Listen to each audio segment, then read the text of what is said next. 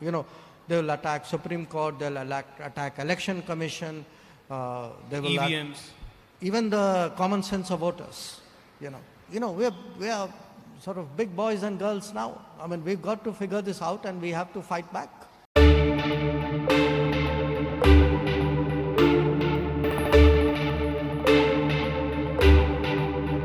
Where do you see in the coming years in a more digitized, more globalized space, the influence of these MNCs, these tech giants?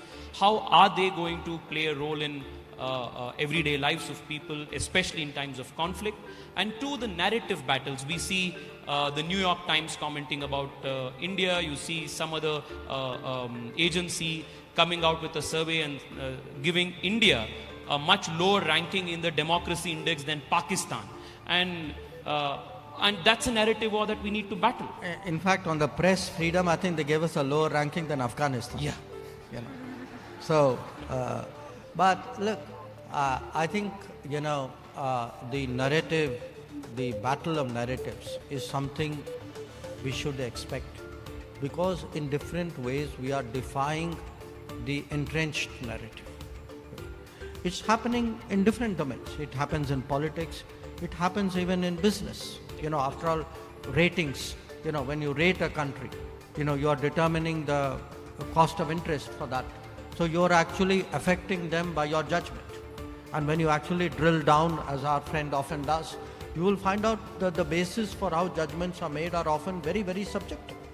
So what we have seen, and this is something it's been steadily building up for the last 10 years.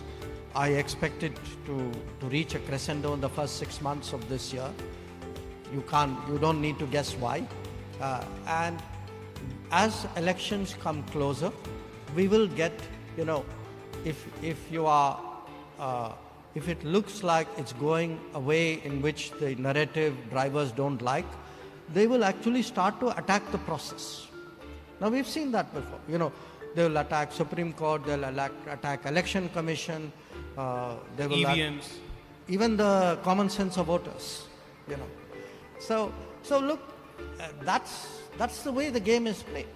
Now, we have to, we are sort of big boys and girls now. I mean, we've got to figure this out and we have to fight back. So I don't think we need to keep taking it, as though there's someone superior out there on whose judgment we all live. I think we need to call them out. And that is part of this whole, the narrative contest.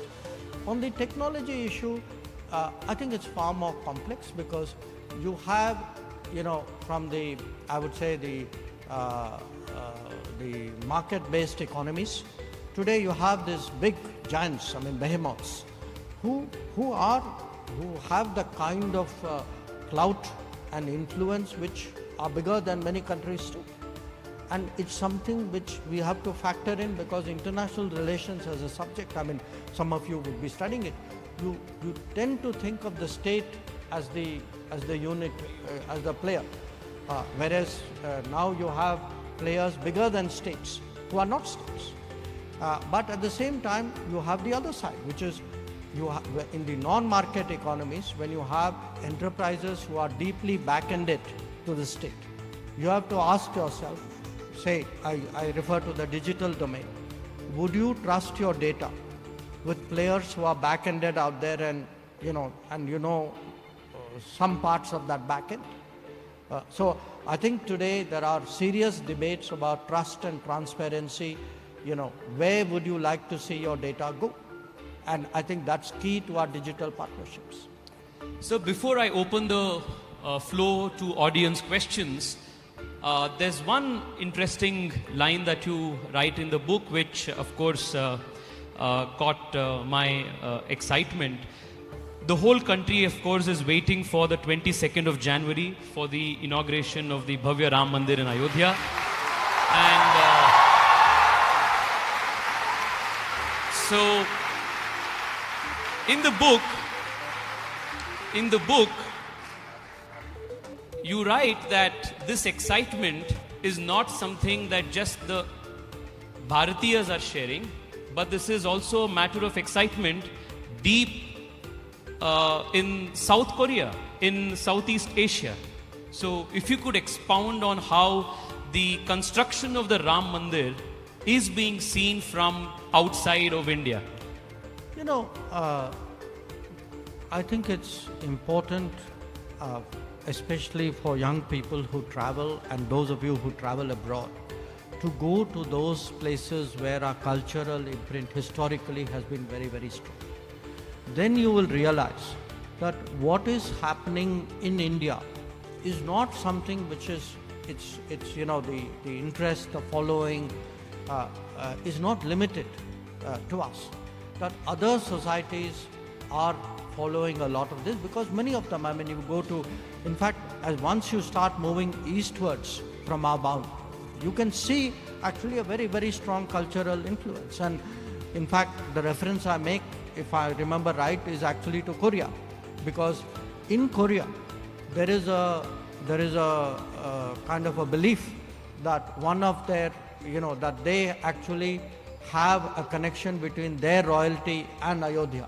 So in fact, even in the last few years, as you know, we have seen the revival of Ayodhya. We have actually had Korean participation in cultural programs and presence out there. They take it as a matter of pride. So I would say on 22nd of January that, you know, a lot of people across the world will be looking at what's happening.